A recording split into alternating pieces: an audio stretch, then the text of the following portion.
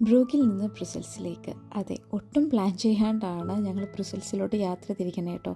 അതുകൊണ്ട് തന്നെ നമ്മൾ ബ്രൂഗിൽ നിന്ന് ഒരു വൺ ഡേ ട്രിപ്പാണ് പ്ലാൻ ചെയ്തത്. പിന്നെ ഹോട്ടലൊന്നും ലാസ്റ്റ് മിനിറ്റ് കിട്ടാത്തതുകൊണ്ട് ബ്രുസൽസിലാണ് കിട്ടിയത് കേട്ടോ. അപ്പോൾ അവിടെ നിന്ന് ബുഫേയും കൂടി ചൂസ് ചെയ്തായിരുന്നു. അപ്പോൾ ഫ്രഷ് ഓറഞ്ച് ജ്യൂസ് ഒക്കെ ഉണ്ടായിട്ടോ. അത് ഞാൻ ആദ്യമായിട്ടാണ് ഒരു ബുഫേയിൽ നിന്ന് കഴിക്കണത്. എന്ന് വെച്ചാൽ ഫ്രഷ്ലി പ്രസ് ചെയ്ത് കഴിക്കായിരുന്നു.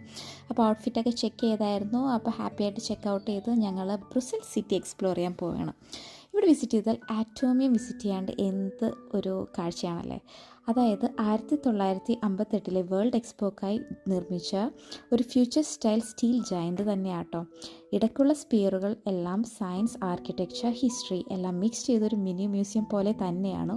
ഒരു സ്പിയറിൽ നിന്ന് നമുക്ക് ഏകദേശം ബ്രുസൽസിൻ്റെ ഒരു പനോരമിക് വ്യൂ ഒക്കെ കാണാം കേട്ടോ. 360 വ്യൂ ഫോട്ടോ എടുക്കാൻ പറ്റിയ അടിപൊളി സ്ഥലമാണ്. കൂടുതലും ആറ്റോമി ഒരു ഹിസ്റ്ററി മ്യൂസിയം പോലെ ഒന്നും അല്ല കേട്ടോ. കൂടുതലും ഇങ്ങനത്തെ ലൈറ്റ് ഷോ ആണ്. അത് നമ്മൾ കയറുന്നതിന് മുന്നേ അവർ തന്നെ ആയിട്ട് പറയാം കേട്ടോ. എന്ന് വെച്ചാൽ ആറ്റംസിൻ്റെ കാര്യങ്ങളൊന്നും അല്ല, കാരണം ഇതൊരു എക്സ്പോക്ക് വേണ്ടി പണിതതാണല്ലോ. പക്ഷെ പിന്നീട് അവരിത് നിലനിർത്താൻ തീരുമാനിച്ചതാട്ടോ. 2026-2024 സമയത്തിൻ്റെ റിനോവേഷനൊക്കെ കഴിഞ്ഞതാണ്. 9 വലിയ സ്പിയറുകൾ യോജിപ്പിച്ച് വെച്ചിരിക്കുന്ന നല്ലൊരു അടിപൊളി ഒരു എക്സ്പീരിയൻസ് തന്നെയായിരുന്നു കേട്ടോ. ബ്രസൽസിൽ പോയാൽ അപ്പോൾ ഈ ഒരു സ്പോട്ട് മറക്കണ്ട കേട്ടോ. ബൈ.